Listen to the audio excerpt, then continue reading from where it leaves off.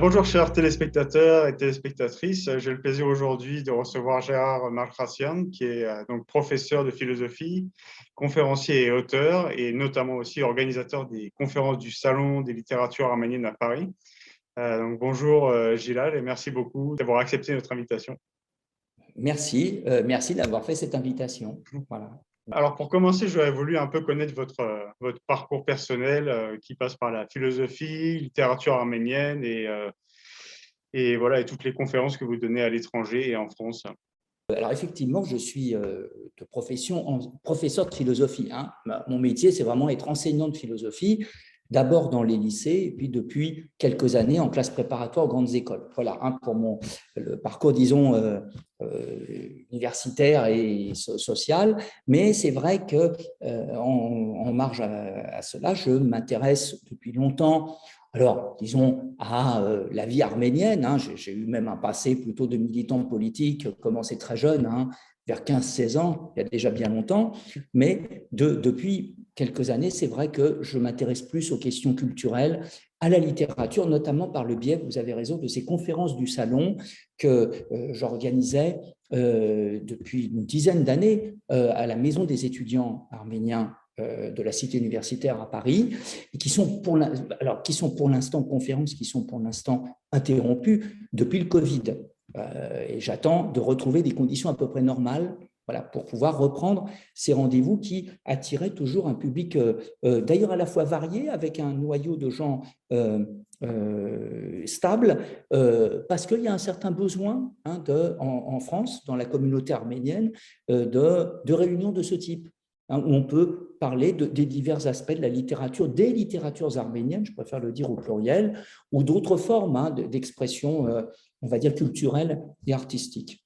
Et donc récemment, vous avez donné donc une conférence à l'Institut Ashot Hovhannissian à Yerevan, une conférence qui s'intitulait Zaven Bibelian, l'intellectuel de la société majoritaire et de la minorité opprimée, au cours de laquelle vous avez présenté la vie de cet auteur, son œuvre et sa position assez particulière parmi les auteurs arméniens de diaspora. Et moi, j'aurais voulu savoir qu'est-ce qui vous a poussé à étudier plus profondément son œuvre.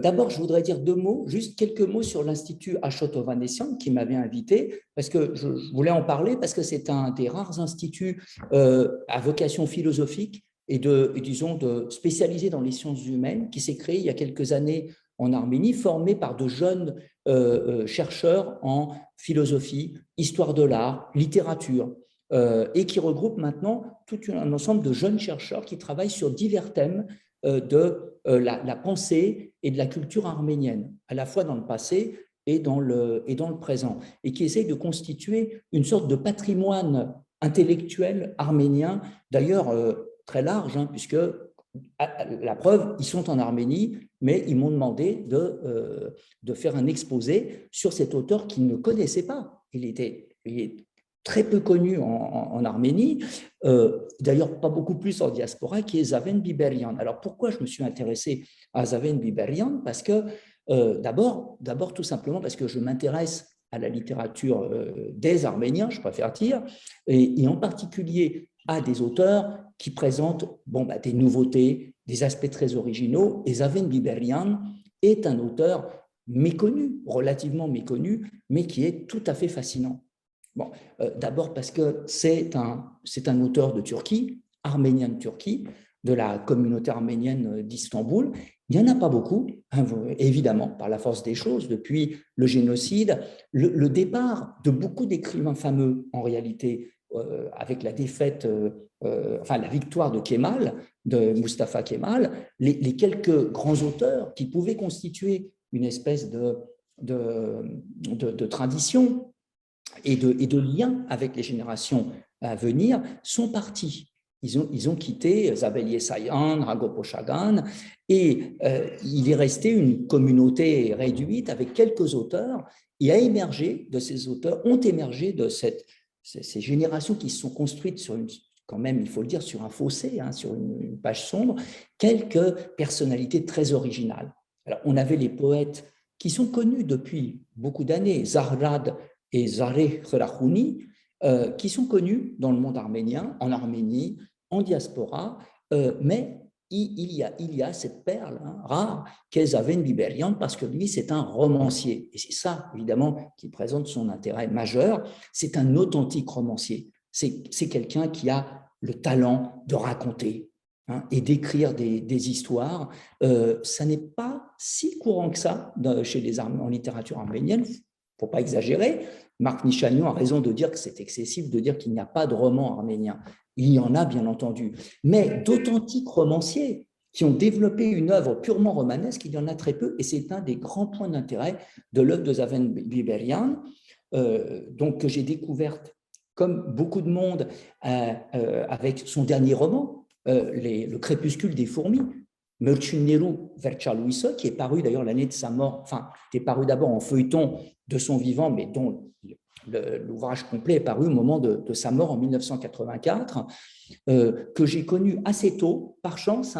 Il se trouve que, je tiens à le dire, j'ai approché ce texte dès sa publication, parce qu'à l'époque, je fréquentais les cours d'arménien que donnait Garabet Takessian, et que, pour les étudiants avancés en arménien, il nous avait fait découvrir ce roman qui venait de paraître. Voilà l'une des nombreuses raisons qui m'a fait m'intéresser à Zaven Biberian. Et vous aviez mentionné pendant la conférence qu'il avait suivi, au départ son éducation était en arménien, mais qu'il avait été ensuite dans une école française. Est-ce que vous pensez que la littérature française a aussi influencé son regard de romancier d'une certaine manière? Incontestablement. Incontestablement. D'ailleurs, d'abord, je veux dire, il ne s'en cache pas. Il ne s'en cache pas. C'est quelqu'un qui a fait juste l'école primaire en langue arménienne. Ensuite, il va sur toute la durée du collège et du lycée en lycée français, le lycée Saint-Joseph, qui est un collège de frères lassaliens qui se trouve à Kadıköy, donc sur la rive asiatique d'Istanbul, Kadıköy, comme on dit chez les Arméniens d'Istanbul. Et là, donc, effectivement, il va se former à la littérature par le français. Et la littérature française, c'est vraiment ce qui le constitue. Et d'ailleurs, il le dit aussi, ses premières tentatives d'écriture à l'adolescence et jusqu'à ses 20 ans, 25 ans, se font en français. Et il va finalement se tourner vers l'arménien à la faveur, malheureusement, du service militaire qu'il va devoir faire durant la Seconde Guerre mondiale dans l'armée turque, une époque où il est systématique d'envoyer les non-musulmans, les conscrits non-musulmans, dans des brigades de travail forcé. En gros, on appelle NAFEA, et où il se retrouve quasiment en camp de travail, avec tous ses congénères, je veux dire, non musulmans. Entre parenthèses, il a connu dans ce cadre-là Dario Moreno, qu'en France on connaît assez bien, qui était un juif d'Izmir, je crois, de Smyrne, qui était devenu une vedette de la chanson légère quand j'étais jeune. C'était une grande célébrité en France. Il l'a connu, Zaven Biberian, dans ce cadre-là. Et effectivement, c'est là que le tournant vers l'arménien va se faire. Un peu contraint et forcé, il faut bien le dire. Je l'ai dit d'ailleurs dans la conférence, il semble regretter de ne pas avoir pu devenir un auteur français. Et vous avez raison, c'est l'essentiel de sa façon d'écrire et de son regard littéraire est quand même façonné par les auteurs français, et en particulier Gustave Flaubert. Et quelles sont les principales thématiques qu'il aborde dans ses romans? Alors, les principales thématiques sont de toujours, pour résumer, toujours croiser le sort d'individus, d'individus qui sont livrés, qui sont à un entrecroisement de communautés, d'institutions extrêmement diverses, par lesquelles ils se constituent, bien sûr, mais qui pèsent aussi sur leur existence, leurs conditions de vie et leur conscience et leur désir. Au fond, c'est toujours au centre de ces romans, quels que soient d'ailleurs, ils sont très différents, vous allez toujours retrouver tout de même cette tension entre l'individu, ses aspirations, son désir d'une vie intense, leur désir, plutôt les individus, leur désir d'une vie intense, et en même temps les contraintes sociales diverses.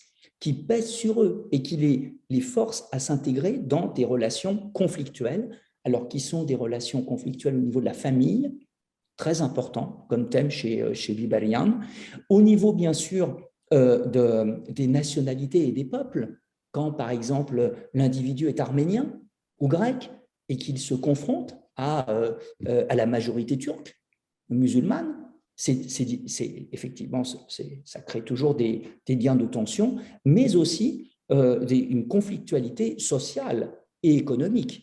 Parce qu'il y a aussi ce thème d'individus écrasés par les groupes capitalistes fortunés, et ça traverse toutes les communautés, que ce soit la communauté arménienne, la communauté grecque, la communauté turque, puisque l'un des romans, La Traînée, le Gordadze, met en scène une jeune femme turque qui vient d'Anatolie, origine d'ailleurs assez trouble, et qui se trouve réduite quand même à un état d'esclave ou de servante d'une riche famille turque, musulmane, je veux dire, d'Istanbul, et va elle-même, malheureusement, tenter désespérément d'acquérir une certaine autonomie de vie.